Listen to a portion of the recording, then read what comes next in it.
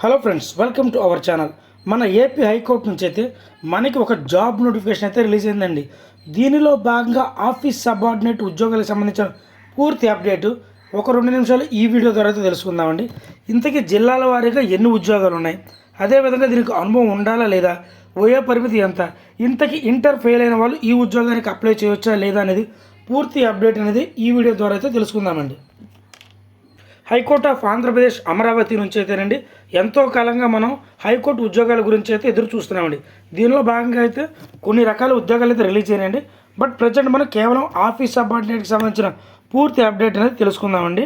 So ఈ notification అనేది మనం అప్లై చేసుకుంటాకి 13/5/2025 నుంచి 2/6/2025 రాత్రి 12 గంటల లోపు అయితే అప్లై చేసుకోవాలండి. అదేవిధంగా దీని యొక్క ఫీ కూడా మనం 2/6/2025 రాత్రి 12 గంటల లోపు అయితే ఫీ పే చేయవలసి ఉంటుంది. మొట్టమొదటిగా మీరు ఈ ఉద్యోగానికి అప్లై చేయాలనుకుంటే దీని యొక్క అఫీషియల్ వెబ్సైట్ లింక్ ఏదైతే ఉందో నేను డిస్క్రిప్షన్లో ఇస్తాను.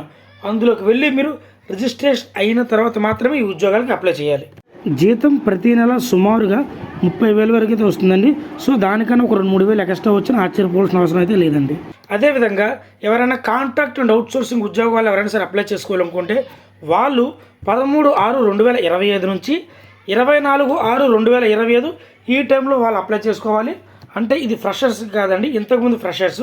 సో ఈ డేట్లో కాంట్రాక్ట్ అండ్ అవుట్సోర్సింగ్ ఉద్యోగాలు మాత్రం అప్లై చేసుకోవచ్చు. సుమారుగా 600 చిల్లరకు రిలీజ్ చేసినటువంటి ఆఫీస్ సబార్డినేట్ ఉద్యోగాల్లో భాగంగా అయితే మొట్టమొదటిగా అనంతపురం డిస్టిక్ నుంచి అయితేనండి మనకి 43 పోస్టులు అయితే ఉన్నాయి.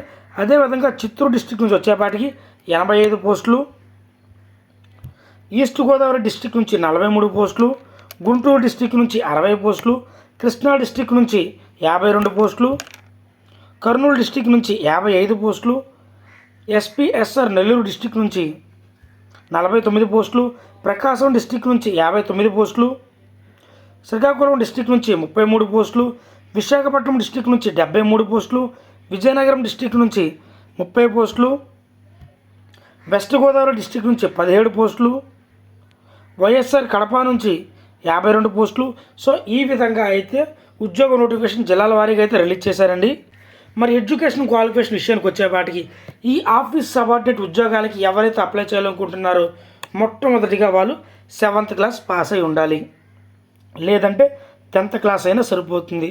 అలా కాదు ఇంటర్ చేసాం అప్లై చేసుకోవచ్చా లేదా అంటే ఇంటర్ ఫెయిల్ అయినా కానీ అప్లై చేసుకోవచ్చండి. ఇంటర్ పాస్ అయినా, డిగ్రీలోకి వెళ్ళినా, బీటెక్కి వెళ్ళినా, ఎంబీఏ, ఎంసీ ఇలా హయ్యర్ స్టడీ ఉంటే మీరు ఈ ఉద్యోగానికి అప్లై చేసుకోవడానికి ఎటువంటి అర్హత లేదు. వీలైనంత వరకు 7th క్లాస్ నుంచి 10th క్లాస్ వరకు, అలా లేని పక్షంలో ఇంటర్ ఫెయిల్ అయినా కానీ ఈ ఉద్యోగానికి అప్లై చేయొచ్చు. మరి లాంగ్వేజ్ విషయానికి వచ్చేపాటికండి అందరికీ మస్ట్ అండ్ షుడ్గా తెలుగు వచ్చి ఉండాలి. బట్ అనంతపురం విషయానికి వచ్చేపాటికి సో వాళ్ళకి కన్నడ లాంగ్వేజ్ మినిమం వచ్చి ఉండాలి, చిత్తూరు వాళ్ళకి తమిళ వచ్చి ఉండాలి, శ్రీకాకుళం వాళ్ళకి ఒరియా వచ్చి ఉండాలి, విజయనగరం వాళ్ళకి ఒరియా వచ్చి ఉండాలండి. సో ఈ లాంగ్వేజ్ వీళ్ళకి మినిమం ఖచ్చితంగా అంటే బాగా వచ్చేయాలి, పూర్తిగా మాట్లాడేయాలి, రాయాలని కాదండి, మినిమం బేసిక్ నాలెడ్జ్ వచ్చి ఉండాలి వీళ్ళకి. ఏజ్ లిమిట్ విషయానికి వచ్చేపాటికి మినిమం 18 సంవత్సరాల నుంచి 42 సంవత్సరాల లోపు ఉన్నటువంటి మేల్ అండ్ ఫిమేల్ క్యాండిడేట్స్ అందరూ అప్లై చేసుకోవచ్చండి. అదేవిధంగా 5 సంవత్సరాలు వచ్చేపాటికండి ఏజ్ రిలాక్సేషన్ ఎస్సీ వాళ్ళకి, ఎస్టీ వాళ్ళకి, బీసీ వాళ్ళకి అయితే ఉంది. ఫిజికల్ హ్యాండిక్యాప్డ్ పర్సన్స్కి అయితే 10 సంవత్సరాలు ఏజ్ రిలాక్సేషన్ అయితే ఉందన్నమాట. గుర్తుపెట్టుకోండి, ఈ ఉద్యోగానికి అప్లై చేసేటప్పుడు మీకు ఎటువంటి అనుభవం కూడా అవసరం లేదు. ఆన్లైన్లోనే మాత్రం అప్లై చేయాలి, ఆఫ్లైన్లో అప్లై చేయడానికి కుదరదు. ఇంతకీ ఈ పోస్టుని ఏ విధంగా భర్తీ చేయనున్నారంటేనండి మొట్టమొదటిగా కంప్యూటర్ బేస్డ్ టెస్ట్ ఎగ్జామ్ అయితే పెడతారు.